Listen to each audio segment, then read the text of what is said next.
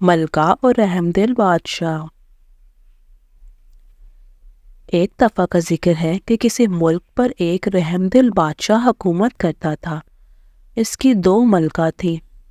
چھوٹی ملکہ اس کی طرح رحم دل تھی اور اس کے 2 بچے تھے، جبکہ بڑی ملکہ اولاد کی نعمت سے محروم تھی۔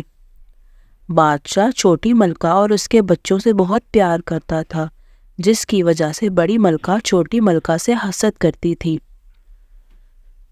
ایک دن اس نے اپنی سوگن اور بچوں سے نجات حاصل کرنے کے لیے سازش تیار کی، جس کے لیے محل کے ایک ملازم کو بھی ساتھ ملا لیا۔ ایک روز جب دونوں بچے باغ میں کھیل رہے تھے تو اس وقت وہاں ان کے سوا کوئی نہ تھا۔ ملازم بچوں کے پاس آیا اور ان سے کہا کہ آؤ میں تمہیں پورے باغ کی سیر کراتا ہوں۔ بچے بہت خوش ہوئے اور ملازم کے ساتھ چل دیے۔ وہ بچوں کو باغ کے دوسرے کونے میں لے گیا جو محل سے کافی دور تھا۔ وہاں اس نے پہلے ہی ایک بڑا گڑھا کھودا ہوا تھا۔ جب بچے اس گڑھے کے پاس پہنچے تو ملازم نے دونوں کو اس میں دھکا دے کر اسے مٹی سے بھر دیا۔ بچوں کو زندہ دفنانے کے بعد وہ واپس محل آ گیا۔ 1 گھنٹے بعد بادشاہ کی رہائش سے چیخ و پکار کی آوازیں آنے لگیں۔ ہر طرف بچوں کی تلاش کا تذکرہ چل رہا تھا۔ جب چھوٹی ملکہ کو پتہ چلا تو وہ اس صدمے سے پاگل ہو گئی۔ بادشاہ نے ملکہ کو بمشکل اس کے کمرے میں پہنچایا۔ اسے پاگل پن کے دورے پڑنے لگے۔ وہ بادشاہ سمیت جو بھی سامنے آتا اسے مارنے دوڑتی۔ ایک روز اس نے بڑی ملکہ پر چھری سے حملہ کیا۔ ملازموں نے بڑی مشکل سے اسے قابو میں کر کے بڑی ملکہ کی جان بچائی۔ اس واقعے کے بعد بادشاہ نے ملازموں کو حکم دیا کہ وہ ملکہ کو محل سے باہر نکال کر کہیں دور چھوڑ آئیں۔ یوں چھوٹی ملکہ کو محل بدر کر دیا گیا۔ وہ دن بھر شہر کی گلیوں میں گھومتی پھرتی، جبکہ بچے اس کا مذاق اڑاتے اور اس کو تنگ کرتے۔ رات کو وہ کسی مکان کے چبوترے پر سو جاتی۔ ایک روز وزیر باغ میں چہل قدمی کر رہا تھا کہ اس کے آخری حصے میں پہنچ گیا۔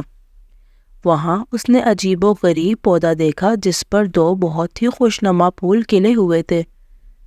وہ اس کے قریب گیا، چاہتا تھا کہ ہاتھ بڑھا کر دونوں پھولوں کو توڑ لے کہ اچانک اسے پھولوں میں سے آواز سنائی دی، تم ہمیں نہیں توڑنا چاہتے ہو؟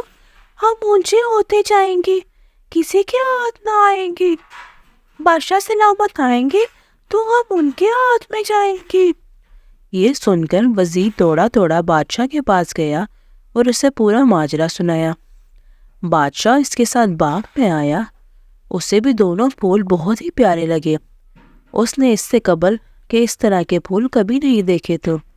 اس نے پودے کے پاس پہنچ کر پھول توڑنے کے لیے ہاتھ بڑھایا کہ ان میں آواز آئی، ہم اونچے ہوتے جائیں گے، کسی کے ہاتھ نہ آئیں گے، بڑی ملکہ آئیں گی تو ہم ان کے پاس جائیں گے۔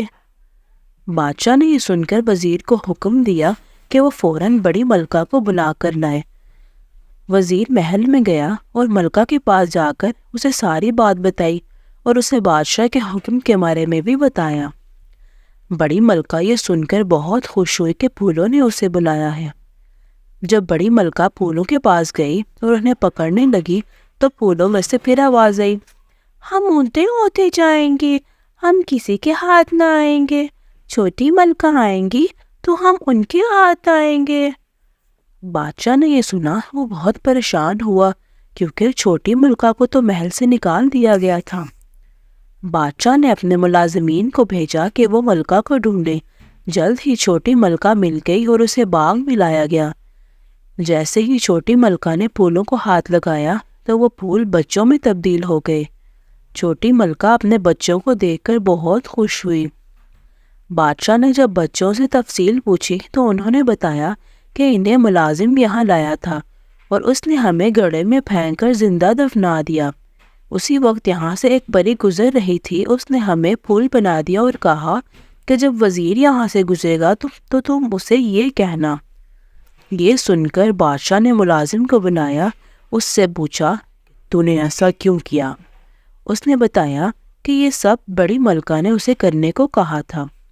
یہ سنتے ہی بادشاہ نے حکم دیا کہ بڑی ملکہ اور ملازم کو اندھے کنویں میں ڈال دیا جائے، لیکن چھوٹی ملکہ نے بادشاہ کو ایسا کرنے سے منع کیا اور انہیں معاف کر دیا۔